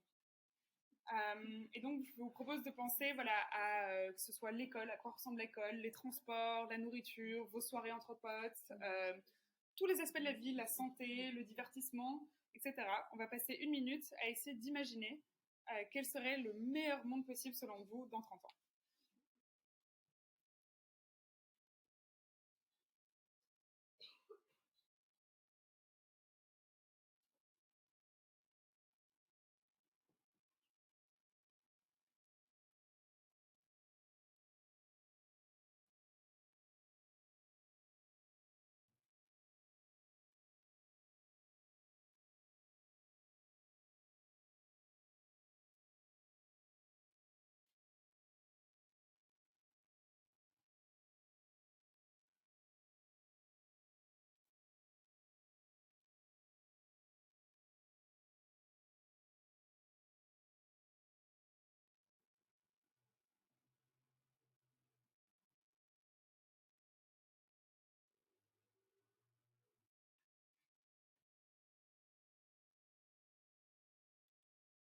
Voilà, vous pouvez rouvrir les yeux.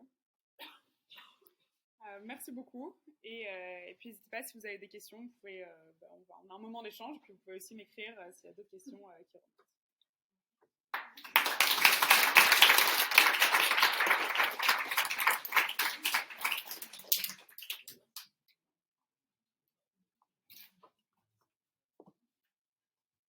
Merci beaucoup, Mélusine. Est-ce que vous nous entendez bien? Si vous avez des questions dans le chat, n'hésitez pas à les partager déjà. Je voulais savoir si ça va bientôt être disponible sur Android, votre application. Oui. Si le code est bien Utopie en majuscule, UTOPIES. Oui, le code est bien Utopie en majuscule. Alors, pour le moment, donc, on est 4 et surtout, il n'y en a qu'un qui s'est codé parmi nous. Et donc, il fait toute l'application. Donc, il a commencé par iOS, mais on espère faire Android bientôt. D'accord, merci. Mais peut-être qu'il y a parmi les personnes qui nous écoutent des humains qui savent coder et qui ont envie de contribuer à cette action. Merci pour toutes les pistes que tu as données.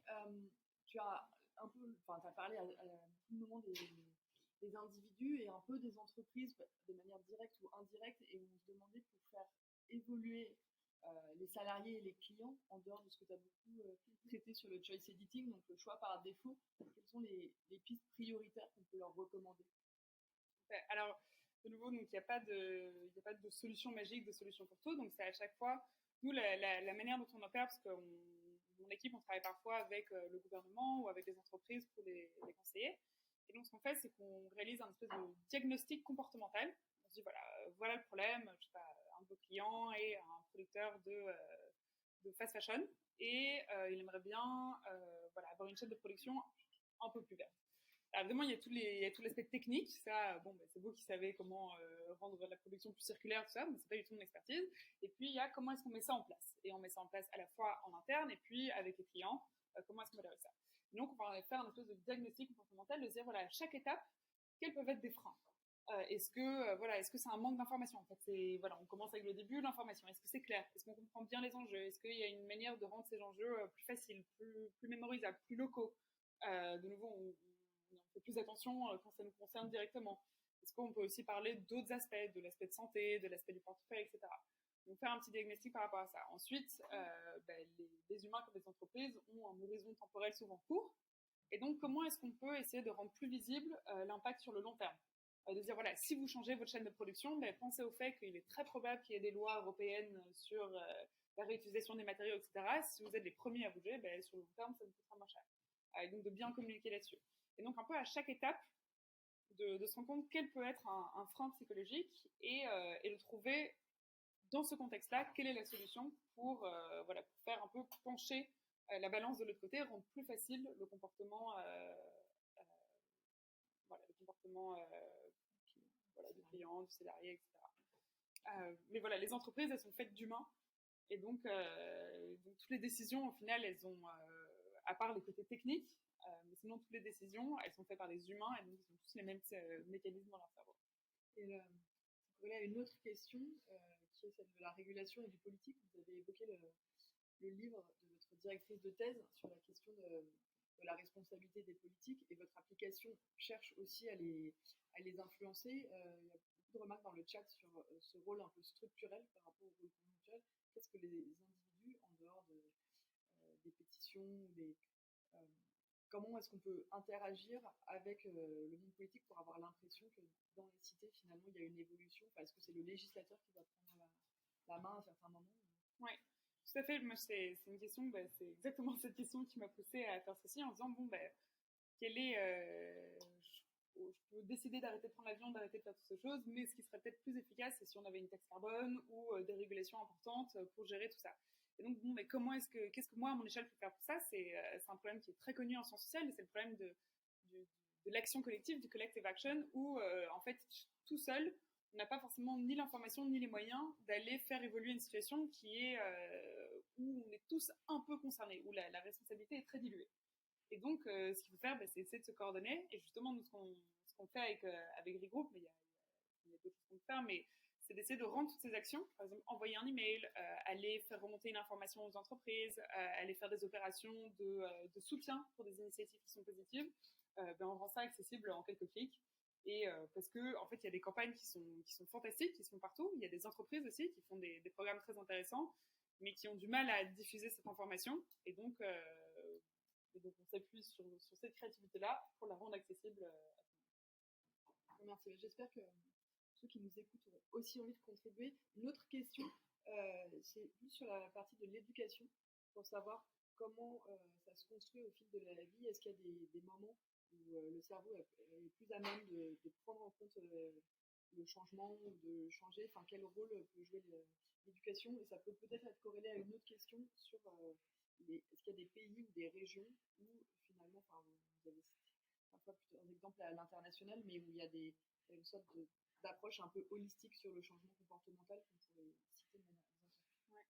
Alors sur l'éducation, je ferais une première réponse, c'est qu'évidemment, on apprend mieux quand on est jeune. Notre cerveau, il est beaucoup plus plastique quand on est jeune, et c'est pour ça que apprendre une langue à 2 ans, c'est super facile, apprendre une langue à 20 ans, c'est beaucoup moins simple. Et donc, on dit souvent que nos goûts, que nos systèmes de valeurs, etc., ils correspondent au moment de notre vie de 11 ans. Donc on a à peu près les mêmes goûts musicaux que quand on avait 11 ans, tout ce genre de trucs, parce qu'il y a beaucoup de choses qui solidifient à ce moment-là. Évidemment, c'est très caricatural. Voilà. Et donc, évidemment, plus on grandit, plus c'est difficile de réapprendre des nouvelles choses. Mais ce n'est pas tout. On peut quand même réapprendre plus tard. Et ce qui est important, c'est que je pense qu'un des messages que j'aimerais faire passer aujourd'hui aussi, c'est que le changement climatique aujourd'hui, c'est pas et c'est presque plus du tout un problème d'éducation. C'est plus un problème de conscience. En fait, tout le monde est conscient du problème. Il faut plus aller dire aux gens il y a du changement climatique. C'est probablement pas ça ce qui va faire évoluer la situation, parce que c'est quelque chose qui de nouveau est extrêmement consensuel. On a parfois du mal à s'en rendre compte, mais tout le monde est conscient du changement climatique et tout le monde trouve que c'est un problème. Le problème, c'est qu'il y a plein d'autres problèmes. Il y a l'inflation, il y a ces enfants qu'il faut aller chercher à l'école, il y a tout ce genre de choses qui prennent parfois la priorité. Donc pour passer à l'action, informer est souvent pas suffisant. Il faut aussi donner les outils pour rendre le passage à l'action plus facile. Et il y a certaines études qui montrent même un effet un peu inverse, c'est que quand la solution est plus facile, on a plus tendance à accepter le problème. Et donc si je vous dis un problème et que je vous dis pas la solution, ça sert à rien. Enfin, on va pas s'intéresser. Pourquoi gâcher de l'effort cérébral sur quelque chose pour lequel j'ai pas la solution. Mais si vous donnez la solution, eh bien, on a plus tendance à comprendre, à retenir le problème, se dire, ah bah oui, effectivement, on peut changer les choses, c'est vrai que le changement climatique, c'est vraiment un problème, etc. Et donc, pour éduquer, je pense que c'est bien d'éduquer sur les causes et conséquences du changement climatique, mais aussi sur les solutions qu'on peut y apporter. C'est donc l'atelier d'automne après la fresque du climat. Exactement. On vous invite tous à la faire. Est-ce qu'il y a des questions dans la salle? Je sais pas qu'il y avait une question.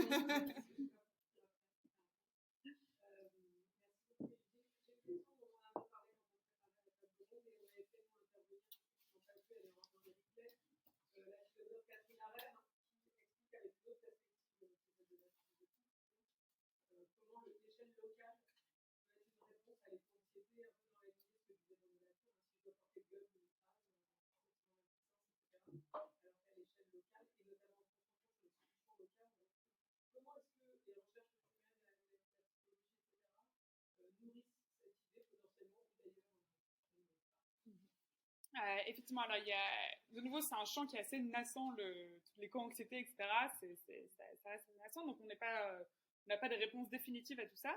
Mais par exemple, sur l'échelle locale, ce qui est important, c'est pour beaucoup de problèmes, mais pour toute action dans la vie, ce qui est très important, c'est notre sentiment d'agentivité. Alors, qu'est-ce que c'est le sentiment d'agentivité? C'est-à-dire à quel point est-ce que je suis acteur de ma vie et à quel point est-ce que je fais les choses pour des raisons. Par exemple, je peux décrire une même action de plein de manières différentes. Je peux dire, voilà, je soulève mon téléphone, ou je prends mon téléphone, ou je vais écrire un message à quelqu'un, ou je vais résoudre un problème. À chaque fois, c'est la même action que je décris, mais avec des niveaux d'agentivité différents. Ou ça peut être juste une action très mécanique, où je peux dire, voilà, en fait, là, je vais aller résoudre un problème. Et notre capacité à se projeter dans les raisons pour lesquelles on fait les choses, dans à quoi est-ce que ça va servir, pourquoi est-ce que je fais et quelles vont être les conséquences, nous donne un meilleur sentiment d'agentivité et nous permet d'être plus motivés à agir. Et donc, pour avoir ce sentiment d'agentivité, pour se dire, voilà, je suis acteur, je fais les choses pour des raisons, eh bien, une des choses qui est importante, c'est l'impact, c'est le feedback qu'on a. Si je fais plein de trucs et puis qu'il se passe rien derrière, bon, ben, je vais perdre ma motivation, je vais me dire, ça sert à rien d'agir, de toute façon, ben, ça change rien. Et par contre, si je fais les choses et que j'ai un feedback positif, eh bien, je vais me sentir plus agent de ma propre vie. Et c'est pour ça que le local peut être une solution, parce que souvent, quand on fait des choses à l'échelle locale, eh bien, on a du feedback tout de suite. On peut tout de suite voir les conséquences de nos actions, les conséquences que ça peut avoir, et donc ça peut être très motivant. Et c'est pour ça qu'effectivement, s'engager à un niveau plus local, bon, déjà, souvent, on a plus d'expertise sur les problèmes et sur les solutions à un niveau local, mais aussi, ça nous permet d'avoir un peu cette boucle de feedback qui est très important pour notre agentivité, pour notre motivation. Merci, très clair. Une question dans le chat. La personne qui cité son nom cite en revanche un rapport de l'ADEME, Transition 2050, qui explique à quel point dans le domaine environnemental, il ne faut pas culpabiliser les Français, il ne faut pas culpabiliser ses concitoyens, il ne faut pas culpabiliser les individus, qu'en fait ça freine l'action. Et il dit cette dimension dans les campagnes de communication, ça nous amène à avoir des campagnes type coupez l'eau quand vous vous brossez les dents et économisez l'eau, voilà. Alors qu'il y a des campagnes très trash, je cite dans le domaine du tabac, des accidents de la route, et que finalement, pourquoi cette question de la culpabilisation, le législateur ou les sociologues qui étudient cela essaient d'avoir ce frein sur les campagnes environnementales pour peut-être pas alarmer. Ouais, je pense que c'est une très bonne question. Après, le problème avec la crise climatique est très différent de beaucoup d'autres problèmes publics comme la santé, la violence, etc. C'est que c'est le problème que vous avez déjà entendu cette expression, la tragédie des communs. Et de nouveau, si je fais des bonnes actions, je ne vais pas sauver mon petit climat à moi, tandis que bon, ben, si je conduis, si je fume, ben, c'est ma santé. C'est aussi un peu la santé des autres indirectement, mais c'est ma santé. Donc, évidemment, c'est beaucoup plus facile de motiver quelqu'un quand le coût, il est pour lui, et donc dire, voilà, les campagnes un peu trash sur la cigarette, bon, ben, c'est motivant parce qu'on se dit, ah, c'est mes poumons que je suis en train d'abîmer, ou c'est ma fertilité, etc. C'est beaucoup plus angoissant. Tandis que la planète qui brûle, bon, ben, c'est pas de notre santé à nous, c'est quelque chose de plus diffus, plus collectif.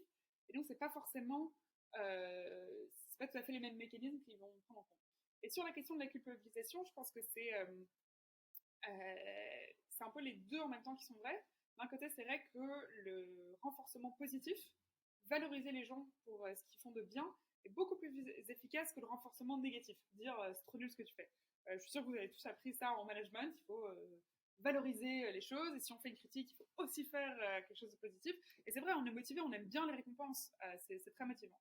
Et donc ça, c'est tout à fait vrai. Et par exemple, dans ce que je vous ai parlé de la gestion de la réputation, c'est bien de faire un tableau qui dit tous les gens qui ont fait des choses bien. Vous pouvez par exemple implémenter ça dans les entreprises que vous conseillez, faire une espèce de board des gens qui mettent des choses en place. Par contre, vous n'allez pas faire un shame board de tous les gens qui font des choses pas bien. Ça, vous allez probablement engendrer énormément de réactance, énormément de gens qui se disent si c'est comme ça, très peu pour moi, merci. Donc ça, c'est vrai. Et d'un autre côté, alors il n'y a pas encore de vrai consensus scientifique là-dessus, mais il y a certaines études qui montrent que quand on explique les raisons pour lesquelles on fait les choses, pour des raisons morales, oui, on se sent un peu toujours mal à l'aise. On est invité à dîner, puis c'est genre, ah non, moi je mange pas de viande pour des raisons climatiques. Bon, on se sent un peu, on est toujours la personne qui ramène son petite histoire de climat, mais apparemment, en fait, certaines études montrent que même si c'est pas très agréable et que du coup ça a provoqué un peu une réaction chez les gens, genre, ça va les grands discours, je t'ai vu prendre l'avion une fois, que t'as rien à dire, et quand même de parler de ces raisons, de communiquer sur ces raisons, ça peut être un peu désagréable, mais ça peut pousser les gens à passer à l'action, parce que ils doivent quand même gérer le fait derrière que eux ils mangent la viande et que c'est problématique pour le climat, ils ont ce petit conflit interne qui est géré. Tandis que si vous allez au même dîner et vous dites je mange pas de viande pour des raisons de santé ou parce que je suis allergique, j'en sais rien, et que vous montez un peu sur ces raisons, vous n'allez pas créer ce petit sentiment d'inconfort chez les autres qui peut un peu les aider à questionner leur comportement. Donc voilà, donc c'est pas, il n'y a pas vraiment de consensus là-dessus. Donc, renforcement positif, c'est mieux. Vous n'allez jamais dire c'est nul ce que tu fais, mais par contre, vous pouvez être clair sur les raisons pour lesquelles vous faites les choses et dire voilà, moi j'ai arrêté de prendre l'avion ou je me suis engagée dans cette cause parce que je pense que c'est important, etc. Voilà, je crois que ça répond à. Ça répond tout à fait à une sorte de call to action pour chacun et de courage au moment de dîner. Voilà. Et aussi au quotidien pour expliquer ça. Chez Utopie, on a tous toutes eu souvent des moments de questionnement quand on a fait le choix parfois de rejoindre Utopie. Donc ça peut être à ce moment de courage. Il y a une question de Julien qui est reprise aussi par Florence sur finalement la question du changement individuel et du changement plus systémique, structurel. Julien nous dit de nombreux conférenciers estiment que face à cette crise civilisationnelle, les changements individuels ne pourront pas seuls changer la donne. Certains estiment que 70 à 90% du changement nécessaire est en fait systémique. Qu'en pensez-vous, Mélanie ? Tout à fait. Il y a d'abord cette étude de Carbone 4 que vous avez certainement dû voir passer qui dit que en faisant des actions drastiques à l'échelle individuelle, on serait capable de réduire qu'à peu près de 25% son empreinte carbone. Il y a à peu près 20% qui est du niveau de l'État et puis le reste, c'est un peu les entreprises. À moins d'arrêter complètement de manger, de plus loger, etc. Il y a des choses sur lesquelles vous n'avez pas de contrôle, ce sont les entreprises, etc. Et donc, pour moi, je ne mettrais pas les autres, ces deux niveaux d'action en opposition. Je pense qu'ils sont tous les deux très importants et ils sont complémentaires. Et ce que je pense qu'il est important de se dire, c'est que pour faire changer le système, le système, c'est pas quelque chose de vague qui existe dans la noosphère sur lequel on n'a pas d'action. En fait, le système, il est fait de plein d'individus, de plein de décisions. Et donc, pour changer le système, il faut nous-mêmes nous engager et donc aller faire remonter l'information où il faut, aller dire les choses, aller changer soit assez indirectement avec sa consommation, etc., aller dans les bureaux de vote et effectivement changer le système parce que juste nos actions individuelles, ce ne sera pas suffisant. Merci. Une autre question pour revenir au point de départ de ce pourquoi on avait imaginé cette masterclass, c'était pour répondre à des questionnements qui se sont développés de manière encore plus intense sur l'angoisse individuelle et vraiment la question de l'éco-anxiété. Donc il y a toute cette partie action et merci d'avoir orienté la masterclass beaucoup là-dessus parce que c'est ce qu'on essaie de faire avec mes clients et chacun individuellement au quotidien, mais il y a aussi ce problème individuel, un peu cette question existentielle sur le mal-être qu'engendre l'éco-anxiété. Et il y a cet article dans Le Monde de Alice Desbiol, que vous connaissez peut-être, une médecin qui travaille sur le sujet et qui dit qu'il ne faut pas pathologiser l'éco-anxiété par rapport à d'autres angoisses. Donc c'est une question plus médicale. Elle explique que cette anxiété spécifique a un fondement, qu'en fait c'est une preuve de lucidité, et que contrairement aux autres formes d'anxiété qui ont parfois une base irrationnelle, on ne doit pas vraiment la mettre du côté des maladies mentales et que donc on doit à contrario pleinement la considérer, tout en disant que 11% des Français disent que ça affecte considérablement leur quotidien et que ça leur crée un sentiment de confusion. Donc, est-ce qu'il faut, pour vous, considérer l'éco-anxiété comme finalement un état de conscience lucide qui ne doit néanmoins pas freiner l'action, ou est-ce qu'au contraire, il faut essayer de sortir de cette éco-anxiété, et est-ce que finalement on peut essayer de la dépasser? Est-ce qu'il faut la dépasser, ou est-ce qu'il faut agir en pleine conscience de la situation? C'est une excellente question, et donc effectivement c'est un champ assez nouveau de recherche, d'essayer de comprendre l'éco-anxiété. Et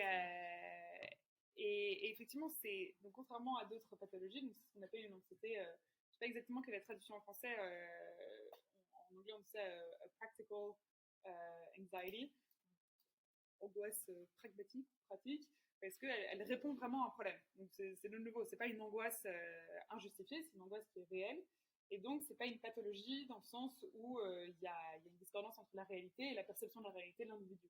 C'est souvent une des bases des différentes pathologies. Et donc ici, effectivement, je pense qu'il y a deux questions à se poser. C'est d'une part se dire, voilà, comme c'est une anxiété qui est pragmatique, elle incite à une réponse, elle est là pour motiver un comportement, de la même manière que, je sais pas, si vous rentrez tout seul le soir et vous êtes un peu stressé, bon, ben ça c'est, à certains niveaux, il y a quelque chose de pragmatique dedans, il y a quelque chose de, bon, ben ça peut vous pousser à essayer de vous mettre en sécurité, etc. Parfois, en fait, la peur, c'est très utile d'avoir peur. Si on n'avait jamais peur, plus personne ne serait là pour en parler parce qu'on aurait fait beaucoup trop de choses débiles. Donc c'est bien d'avoir un peu d'anxiété, et donc de poser la question, et donc de voir quelle est la fonction, et donc d'essayer de passer à l'action. Ce qui peut être problématique, c'est quand cette anxiété, elle est tellement forte qu'elle empêche de passer à l'action, et surtout quand il n'y a pas la possibilité de passer à l'action derrière. Et donc ça, je pense qu'il y a deux choses. C'est un, essayer de trouver dans son quotidien des manières de passer à l'action, que ce soit de nouveau à l'échelle individuelle dans sa vie, voilà, son empreinte carbone. Et je pense que ce qui est très important aussi, et il y a certaines études qui semblent aller dans cette direction, c'est que ce sentiment d'impuissance, il faut le régler en allant agir à l'échelle systémique, en se sentir entendu. Dans cette même étude dont je vous ai parlé au tout début, ou de réaliser dans 10 pays dans le monde, une des choses qui revenait tout le temps, c'est l'idée que ces jeunes ne se sentent pas entendus, pas vus par le gouvernement. Ils disent, voilà, en fait, moi, j'ai aucune action sur le monde. Mais justement, en essayant de s'engager en disant, non, ma voix va être entendue, je peux aussi avoir une influence sur les politiques publiques, sur les grosses entreprises, eh bien, on peut reprendre ce sentiment de contrôle et donc faire baisser cette anxiété. Donc ça, c'est une chose. Et puis l'autre, c'est un peu indirect, mais en parler autour de soi, parler à des personnes, leur expliquer, et des personnes qui sont capables de reconnaître et d'accepter cette éco-anxiété, ça peut être très important. Ce qui est très désagréable quand on a une anxiété, mais c'est pas vrai que pour le climat, c'est quand on dit, voilà, j'ai peur, et les personnes sont non, il n'y a aucune raison. Ça, en tant qu'espèce sociale, quand on a peur, on a besoin que d'autres personnes reconnaissent notre peur ou notre angoisse, parce que on a besoin qu'ils coopèrent, et si tout le monde s'en fout de nous, ça ne nous rend pas très à l'aise. Et donc, parler autour de vous de cette anxiété, quand quelqu'un vous en parle, de dire je comprends, ça peut aider tout le monde à avancer.